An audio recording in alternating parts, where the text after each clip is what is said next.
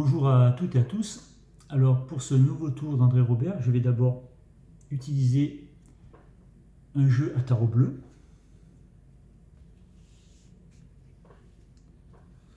Que je vais dans un premier temps mélanger. Voilà. On va même le mélanger face en l'air, comme ça on peut bien vérifier que les cartes sont bien mélangées. Et je vais m'adresser à un spectateur pour lui demander de sélectionner une première carte dans ce jeu. Et voilà comment il devra procéder.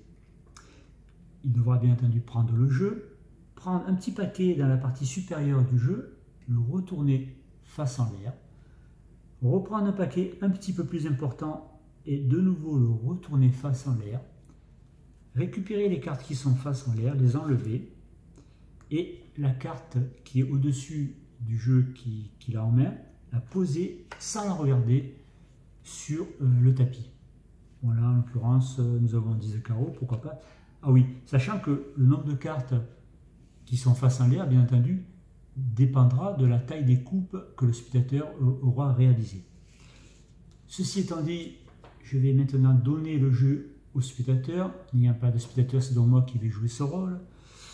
Je prends un petit paquet dans la partie supérieure que je retourne, un paquet un petit peu plus important que je retourne de nouveau. J'élimine les cartes qui sont face en l'air. Je prends la carte au-dessus du jeu et je la pose ici sur le tapis sans la regarder. Il devra ensuite de nouveau sélectionner une carte dans le jeu à tarot bleu. Alors là, on va procéder, je dirais, de manière un petit peu différente. On va de nouveau mélanger, bien entendu, pour être sûr qu'il n'y ait pas de tricherie de ma part.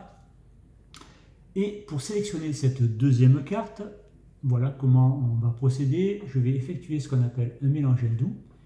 Et lorsque le spectateur me dira stop, on regardera la carte qui est juste en dessous. En l'occurrence, là, ici, le 5 de trèfle. Par exemple, s'il me dit stop un petit peu plus loin, ça sera le roi de pique. S'il me dit stop un peu plus loin, ça sera le 5 de cœur, etc.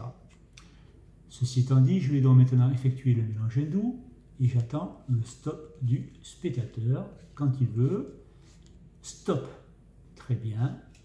Donc, on récupère la carte du dessous, bien entendu, sans la regarder. Et je la pose à côté de la première carte. Voilà, donc nous en avons fini avec les cartes à tarot bleu. Et nous avons donc là deux cartes qui ont été sélectionnées au hasard par le spectateur. Nous allons maintenant nous intéresser au jeu à tarot rouge. On va bien entendu le mélanger, hein, il n'y a pas de souci. Voilà. Et là, je vais encore solliciter le spectateur et je vais non pas lui demander, je dirais, de sélectionner une carte, mais un paquet de cartes. Pour cela, rien de plus simple. Je vais effeuiller le jeu comme ceci et il devra me dire stop lorsqu'il le souhaite. Voilà, donc j'ai fait le jeu et j'attends le stop. Stop, très bien. Et je pose le premier paquet en dessous de la première carte qui a été choisie par le spectateur. Là, de nouveau, il ne choisira pas une deuxième carte, mais il va sélectionner un deuxième paquet. On va effectuer la même méthode. Je vais donc effeuiller le jeu. Il me dira stop lorsqu'il le souhaite. Voilà, et stop ici, très bien. Et je pose le petit paquet en face, la deuxième carte. Alors, on va résumer la situation. Ici, nous avons deux cartes à tarot bleu qui ont été sélectionnées totalement au hasard par le spectateur, et ici deux paquets qui ont été aussi constitués de manière aléatoire par le spectateur, sachant que le nombre de cartes est vraiment un nombre tout à fait aléatoire, puisque je me suis arrêté au stop du spectateur. Pour la première fois, nous allons révéler les deux cartes qui ont été sélectionnées par le spectateur. En l'occurrence, là, nous avons un 9 et une dame. Mais nous allons surtout nous intéresser à la valeur de ces deux cartes, à savoir ici 9, il n'y a pas de c'est 9, et là la dame vaut en fin de compte 12, car nous avons 9, 10, valet ça vaut 11, dame 12 et roi 13, donc là la dame vaut 12. Et là, il s'est passé quelque chose d'assez étonnant. si je prends ici le paquet qui est juste en dessous, cette dame qui a comme valeur 12, et que je compte le nombre de cartes de ce paquet, 1, 2, 3, 4, 5, 6, 7, 8, 9, 10, 11, 12. Nous avons exactement le même nombre de cartes qui correspond à la valeur de la carte qui a été choisie par le spectateur.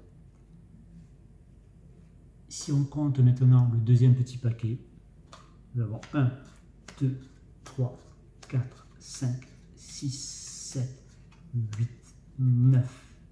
Nous avons là aussi exactement le même nombre de cartes qui correspond à la valeur de la deuxième carte choisie par le spectateur. Mais ce qu'il y a de plus étonnant, c'est que si on récupère les deux cartes qui sont au-dessus des deux paquets, nous avons ici deux As. Et si on regarde les deux cartes qui sont en dessous des deux paquets, nous avons deux autres As. Voilà, je vous remercie et vous donne rendez-vous pour un prochain tour d'André Robert.